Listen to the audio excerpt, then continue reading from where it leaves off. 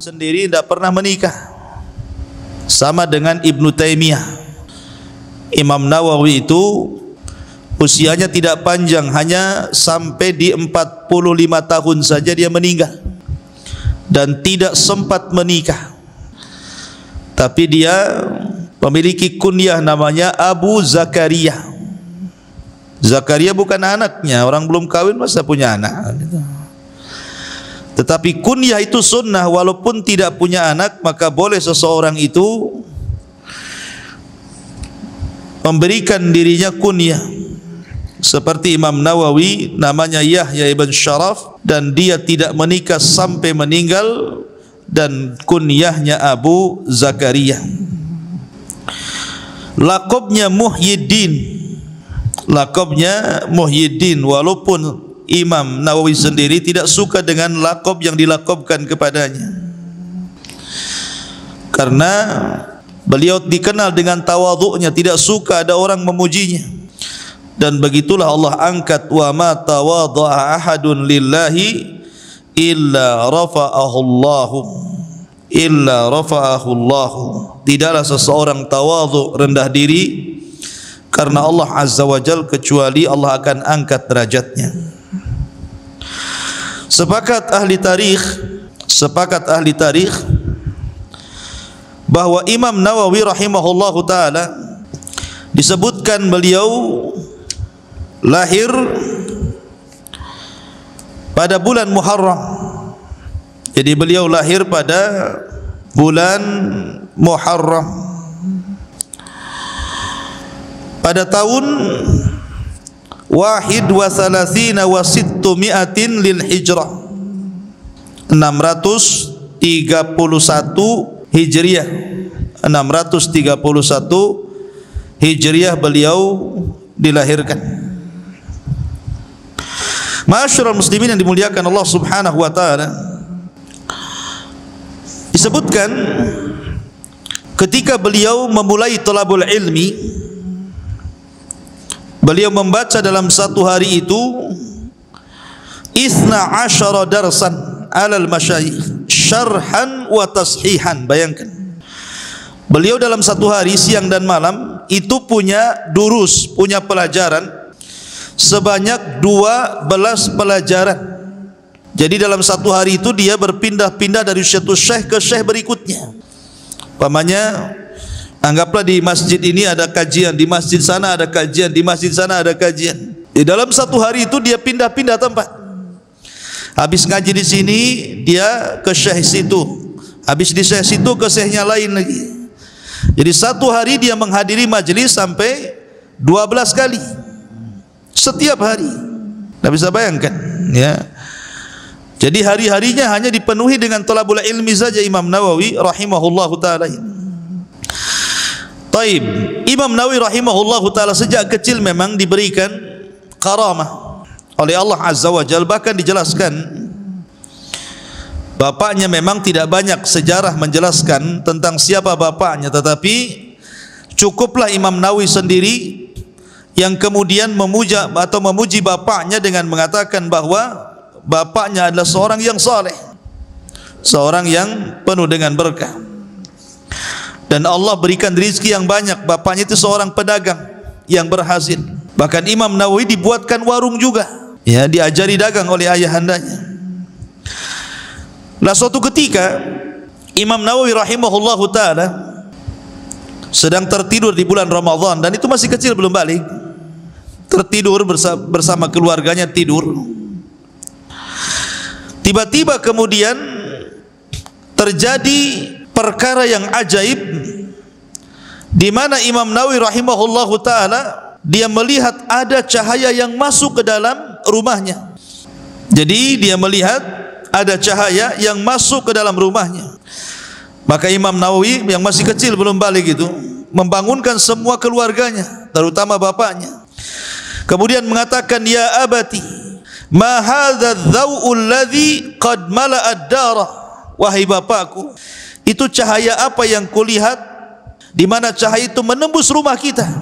Masih kecil, tetapi ketika keluarganya bangun, tidak ada cahaya, ya. Tetapi bapaknya mengatakan, kepada Imam Nawawi rahimahullahu taala dan mengatakan araftu annaha lailatul qadri, bahwa malam itu adalah malam ganjil di 10 akhir Ramadan, dan baru tahu bahwa malam itu adalah malam Lailatul Qadar.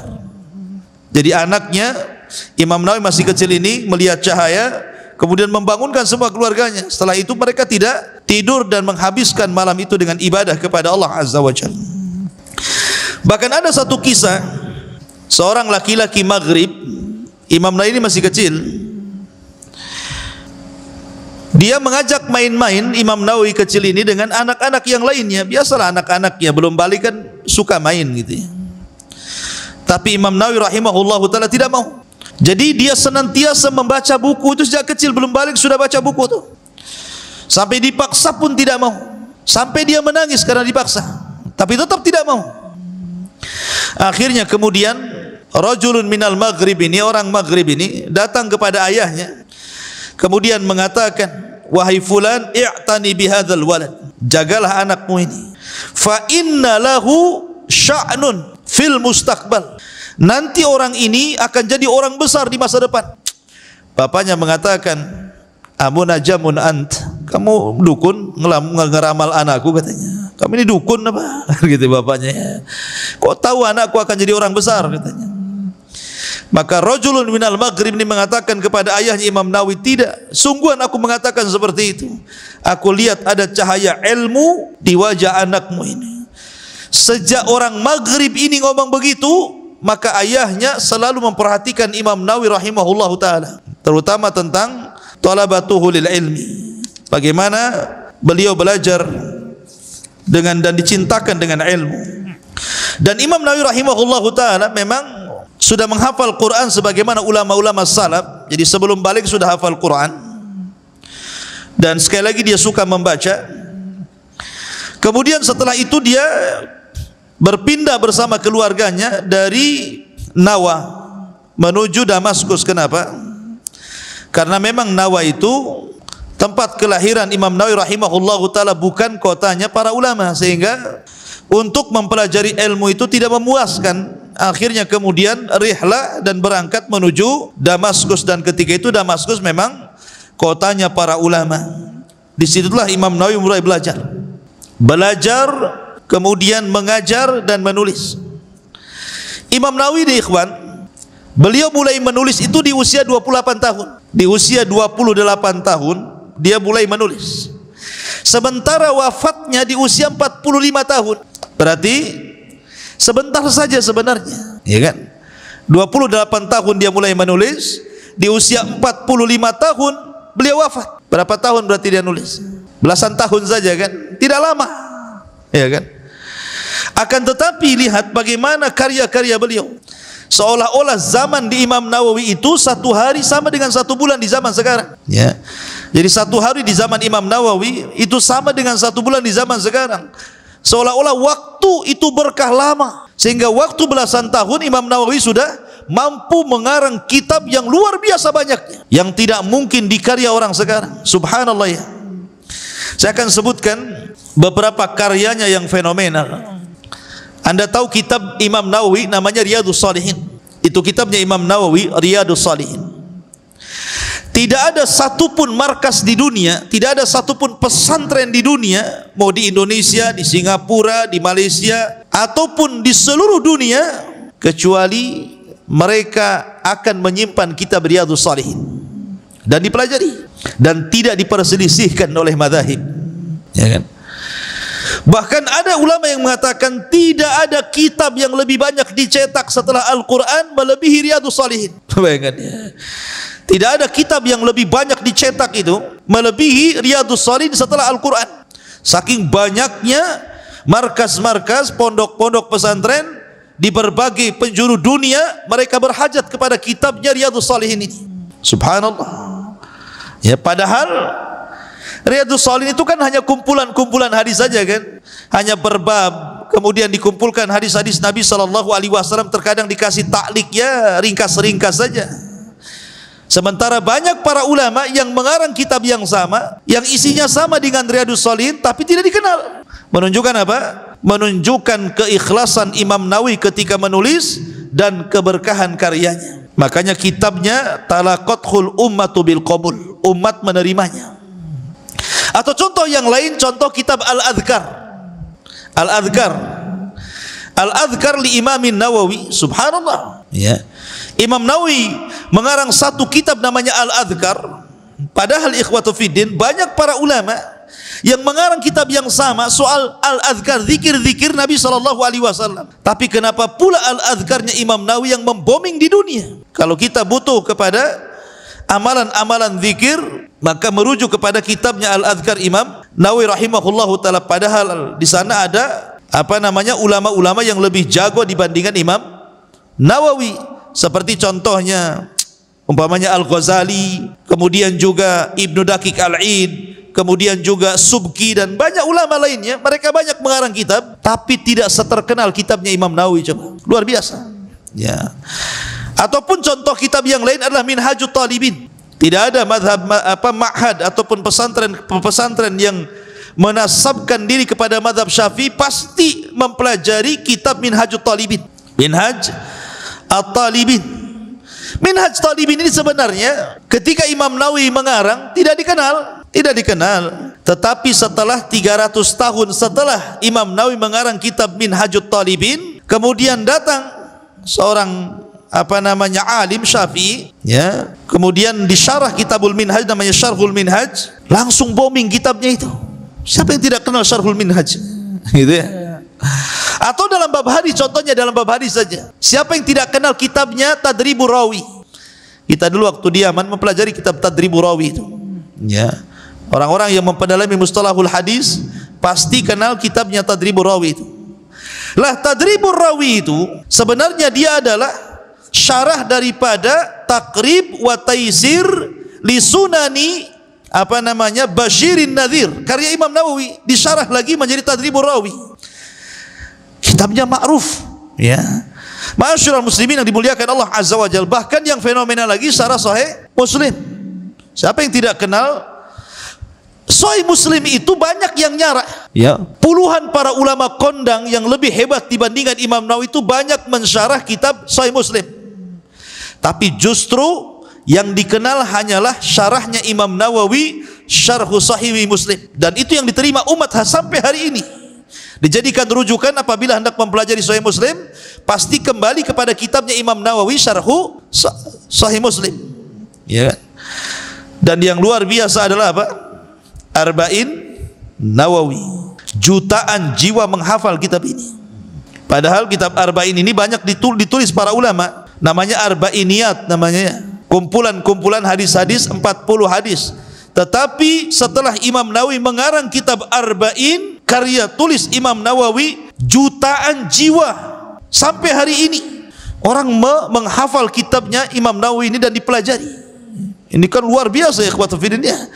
Dan itu amalannya Imam Nawawi, pahalanya Imam Nawawi akan sangat besar, karena kalau setiap orang menghafal kitab yang ditulisnya berarti kebaikannya akan ada pada timbangan yang menulisnya Imam Nawawi rahimahullahu ta'ala. Dan banyak sekali karya-karyanya yang fenomenal. Ma'asyiral muslimin yang dimuliakan Allah Azza wa Jalla. Dikatakan oleh tilmidnya Ibnul Attar, syaikhi, guruku, wa qudwati, dan contoh kehidupanku, Al-Imam Dzut Tasanif Al-Mufidah. Dialah imam pemilik karya yang sangat bermanfaat, wal muallafatil hamidah, dan karya-karya yang terpuji. Wahidu dahrihi faridu asrihi, satu-satunya ulama di masanya, satu-satunya ulama di zamannya. Az-zahidu fid dunya ar-ragibu fil akhirah, orangnya zuhud di dunia dan sangat menghendaki akhirat. Ma'asyiral muslimin yang dimuliakan Allah Azza wa Jalla.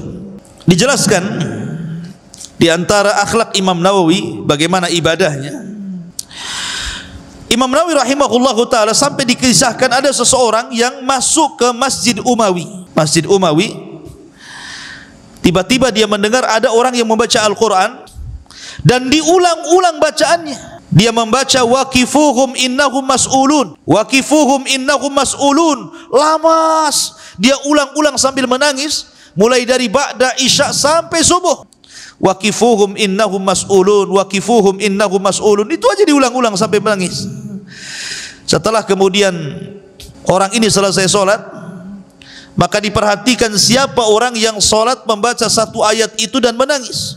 Rupanya setelah diperhatikan dia Imam Nawawi rahimahullahu ta'ala. Artinya beliau bukaan mudah menangis dan dalam kesibukannya thalabul ilmi menyempatkan diri untuk tahajud.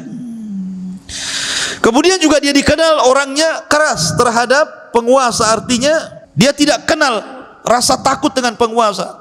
Dia suka mengirim surat kepada penguasa menasihati penguasa begini. Dia tidak takut sama sekali. Padahal kita tahu hadis Nabi SAW, afdalul jihad kalimatul haq inda sultanil jair, kan gitu ya. Seutama-utama jihad itu adalah kalimat yang hak yang dilemparkan kepada pemimpin yang zalim.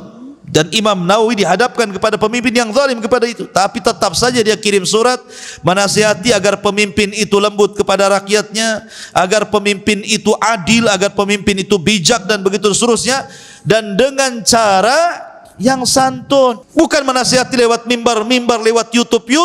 Karena ada tuh orang-orang yang mengkritik pemerintah itu, wah dihabiskannya di YouTube itu, ya seolah-olah tidak ada kebaikan pemerintah itu, ya.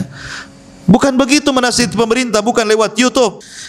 Menasihati pemerintah itu kirim surat, ya, kemudian atau dekati dengan orang-orang yang dekat dengan dia, nasihati. Kalau nerima nasihat, alhamdulillah. Kalau enggak, kita doakan. Ya.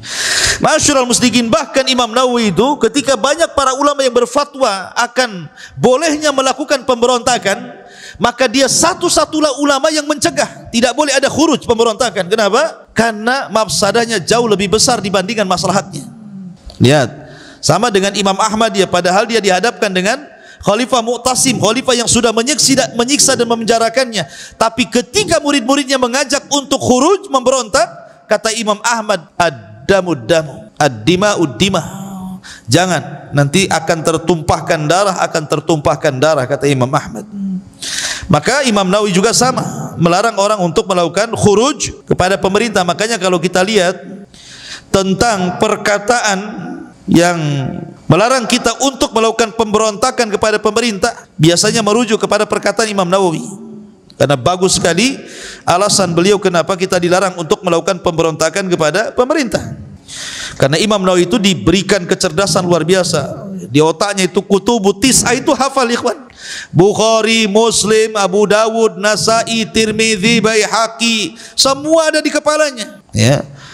Jadi dia semua hafal, muwatta'nya Imam Malik, musnadnya Syafi'i, musnadnya Ahmad, semua hafal di kepalanya Imam Nawawi ini. Ini luar biasa, ajaib dia. Semua hadis hafal di sini. Jadi di luar kepala, sama dengan kita di luar kepala. Cuman kita enggak masuk, di luar aja. Kalau Imam Nawawi memang di dalam kepala, ya. Jadi masyarul muslimin yang dimuliakan Allah Azza wa Jalla, belum lagi dia guru dia enggak terbilang saking banyaknya Imam Nawawi ini. Dia belajar kepada fuqaha ahli fikih, dia belajar kepada muhaddisin ahli hadis, dia belajar kepada mufassirin ahli tafsir, sehingga waktu yang singkat itu bermanfaat, ikhwan. Ilmu itu kayak harta. Ada orang yang cari harta, pulang keluar pagi, pulang sore, keringatan, gajinya sedikit. Ada yang ongkang-ongkang saja, tahu-tahu rekeningnya gendut, kan begitu. Artinya bahwa ada orang yang belajar lama, enggak cerdas-cerdas. Ada orang yang belajar sebentar, tapi Allah berikan kecerdasan. Begitulah ilmu dan harta rizki dari Allah Azza wa Jalla.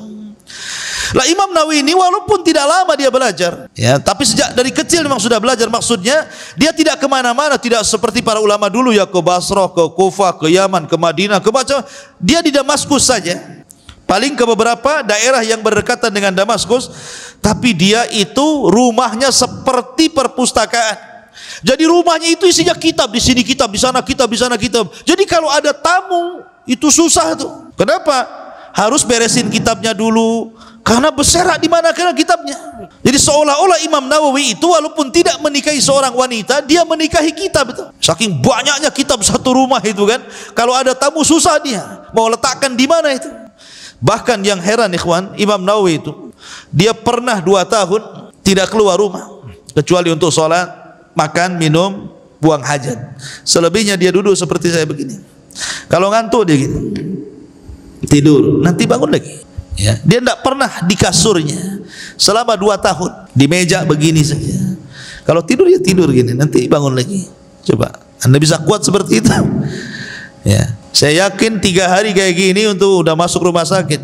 Ya, disangka corona. Udah sakit pinggang antumnya. Tapi 2 tahun, bayangkan kenapa Imam Nawawi sampai duduk 2 tahun loh ya, seperti itu loh kondisinya.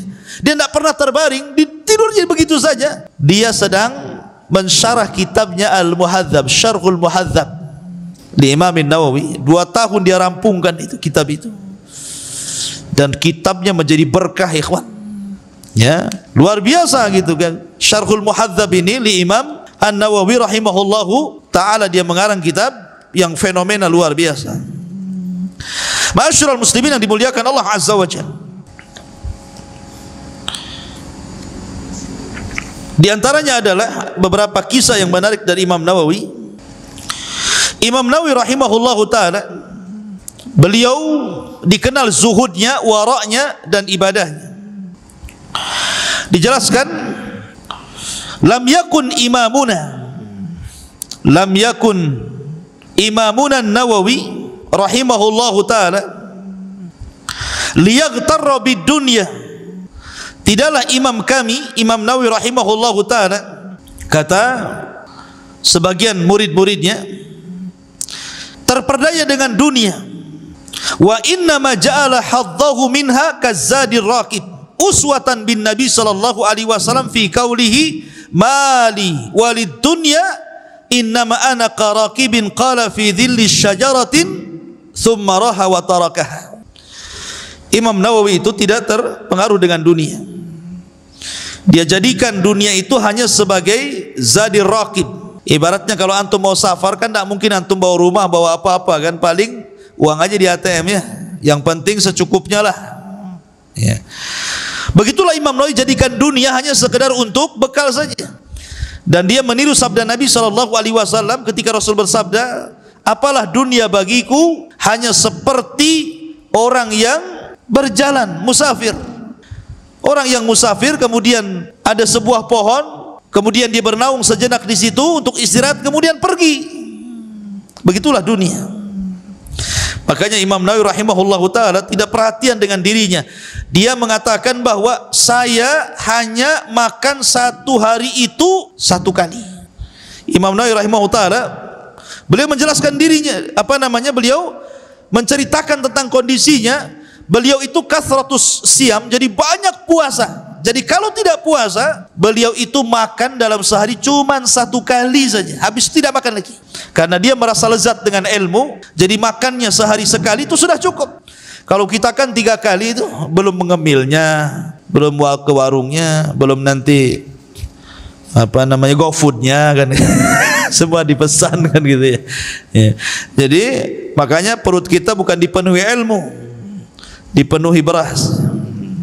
Ma'asyiral muslimin yang dimuliakan Allah Azza, termasuk waraknya Imam Nawawi rahimahullahu ta'ala, dia berusaha menjauhi perkara-perkara syubhat khaufan minal wuku'i fil muharramat, karena takut dia masuk kepada yang diharamkan Allah subhanahu wa ta'ala. Taib, waktunya sudah mendekati isya, langsung saja.